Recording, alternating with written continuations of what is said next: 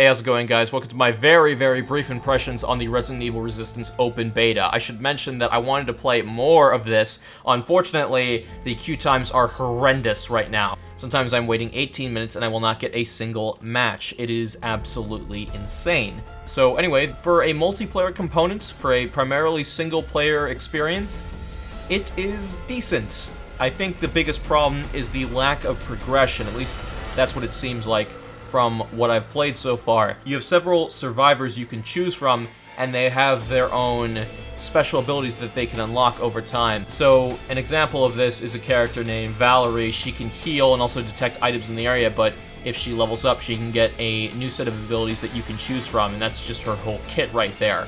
Most of the survivors, unfortunately, play kind of the same with the exception of these abilities. When you load into a level, you pretty much want to grab everything in sight. The problem is that if no one's really communicating, it just becomes a clusterfuck of grab everything you can so that no one else can take it from you.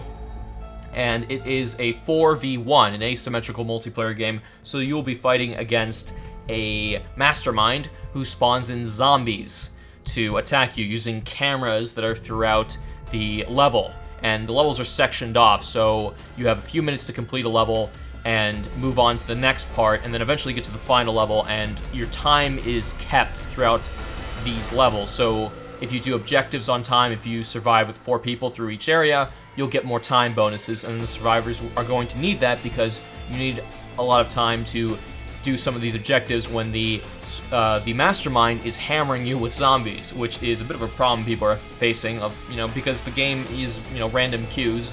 People are having issues in groups of 5, a team group of 5 queuing up and still can't find a mastermind, waiting 20 minutes in a queue.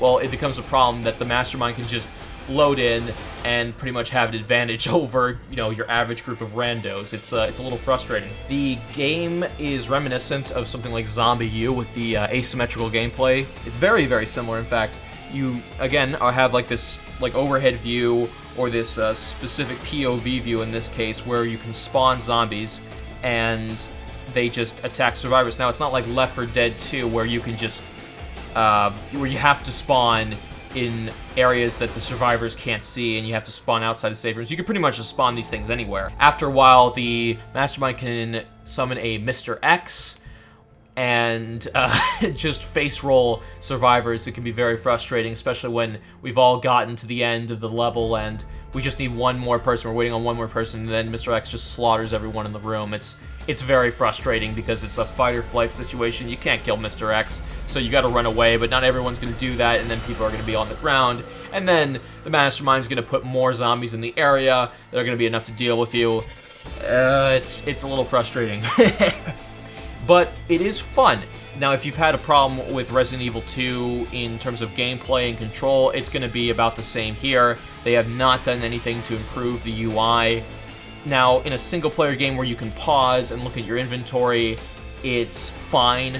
But in a multiplayer game, I've tried on controller and mouse and keyboard, and I primarily play Resident Evil games with the controller because that's how they were designed for, for pretty much every game. Dragging and dropping things in your inventory has always been cumbersome, and on the controller at least you can snap around and it's fairly simple. With a mouse, it's a little bit more difficult to do that, in the moment. Again, if you're pausing in the middle of a single-player game, it's fine, but in multiplayer, and some might argue, oh, it's adding tension. Sometimes I would agree with that, but here it's just a little bit too frustrating because of your limited inventory space. You can only hold 4 items at a time for quick select.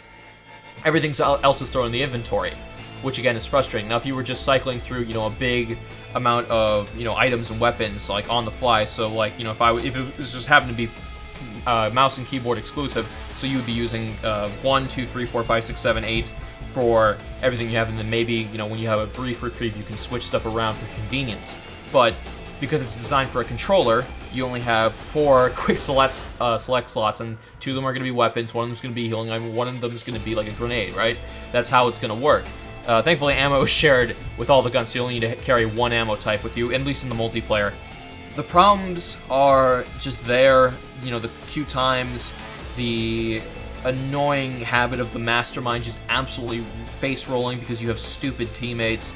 It's fun, but there's just no progression, and I feel like this is going to be a very quickly abandoned mode at release because there's just not a lot here to do or to build for. Now, if they were to add content to the Resistance multiplayer component post-launch, I'd say, okay, that would be cool. Maybe new maps, maybe new zombie types, maybe a little bit of everything, maybe some actual RPG elements, maybe some more balancing.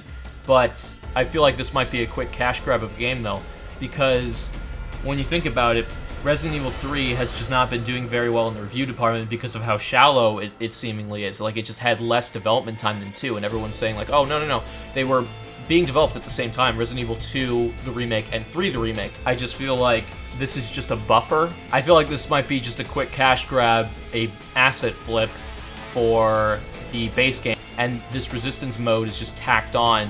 Anyway, guys, I am not too confident about Resident Evil 3. I've actually canceled my pre-order. I just don't think it's gonna do as well for me as Resident Evil 2 did, which was amazing. It has its flaws.